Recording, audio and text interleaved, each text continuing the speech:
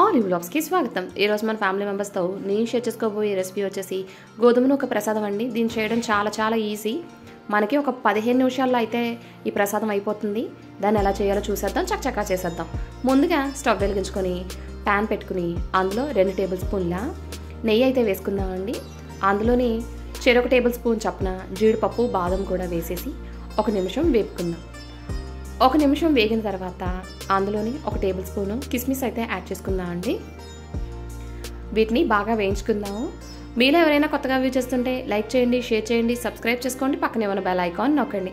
చూడండి, ఇలా వేగిన తర్వాత వాటిని మనం ఒక ప్లేట్లోకి అయితే తీసేసుకుందామండి. చాలా ఈజీగా అయితే ఈ ప్రసాదం రెసిపీ అయితే అయిపోతుంది. అదే నేతిలో 1 కప్పు గోధుమ రవ్వ అయితే యాడ్ చేసుకుందామండి. ఒక 2 నిమిషాలు ఫ్రై చేసుకుందాము. మనకి గోధుమ రవ్వ ఫ్రై అయ్యి కలర్ కొద్దిగా చేంజ్ అవుతుందండి. ఇప్పుడు థిక్ కలర్లో ఉన్నది ఒక 2 నిమిషాల తర్వాత చూస్తే చూడండి లైట్ కలర్లోకి అయిపోయింది కదా.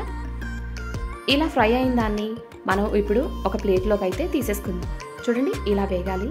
ఈ వేగిన దాన్ని ఇప్పుడు ప్లేట్లోకి అయితే తీసేసుకుందాం. మొత్తం రవ్వనంతా తీసేసుకుందామండి. తీసేసి ఇప్పుడు అదే బాండీలో 1 కప్పు రవ్వకి 4 కప్పుల నీళ్ళు అయితే యాడ్ చేసుకుందాం. ఇక్కడ 1 కప్పు రవ్వ తీసుకున్నాం కాబట్టి 4 కప్పుల నీళ్ళు అయితే వేసుకుంటున్నామండి. చూడండి, నేను చూపిస్తున్నట్టే చేయండి. 4 కప్పులు నీళ్లు పోసేసి మూత పెట్టేసి ఒక 5 నిమిషాలు మరగనివ్వండి నీళ్ళని. నీళ్లు బాగా మరిగిన తర్వాత ఓపెన్ చేసి చూస్తే ఇలా ఉంది. ఇప్పుడు అందులో మనం ముందుగా వేయించి పెట్టుకున్న గోధుమ రవ్వ ఉంది కదండి, దాన్ని యాడ్ చేసేసుకుందాము. యాడ్ చేసుకుని ఒకసారి మిక్స్ చేసుకుందామండి. త్వరగానే అయిపోతుంది ఈ రెసిపీ అయితేని. ఇప్పుడు మూత పెట్టి మరొక 5 నిమిషాలు ఉడకనిద్దాం. 5 నిమిషాలండి. 5 నిమిషాల తర్వాత మూత ఓపెన్ చేసి చూస్తే చూడండి ఇలా ఉంది.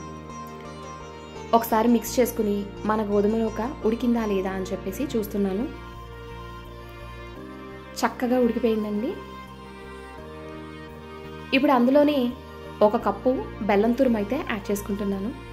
మీరు స్వీట్ ఎక్కువ తినేవాళ్ళైతే కనుక ఇంకొంచెం యాడ్ చేసుకోండి. నాకు కరెక్ట్గా సరిపోతుంది.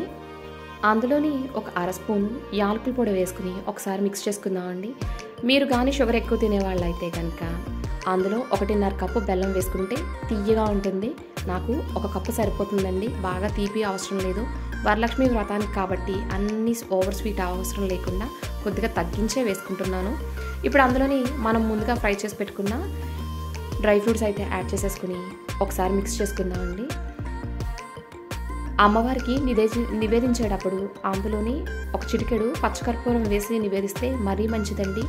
హెల్త్ పరంగా కూడా మనం పచ్చకర్పూరం యూజ్ చేయడం వల్ల ఎన్నో బెనిఫిట్స్ ఉన్నాయి. ఇప్పుడు ఒకసారి మిక్స్ చేసుకుని స్టవ్ అయితే ఆఫ్ చేసేసుకుందామండి. ఇంకెందుకు ఆలస్యం, అమ్మవారికి ప్రసాదంగా నివేదించడమేనండి. చాలా సింపుల్గా టేస్టీగా ఓన్లీ 15 నిమిషాల్లో అయిపోయే గోధుమ రవ్వ ప్రసాదం ready. Thank you for watching.